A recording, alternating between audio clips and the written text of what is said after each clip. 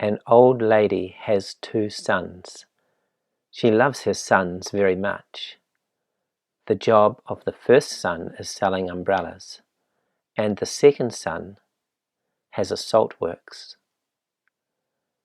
The old lady feels sad and worried every day.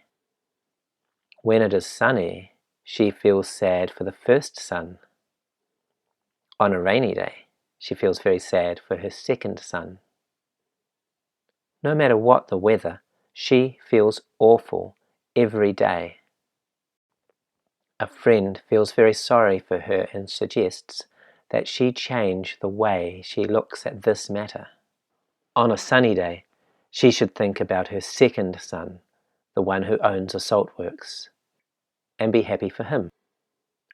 On a rainy day, she should be happy for the son who sells umbrellas. This way, every day, something great happens for her family.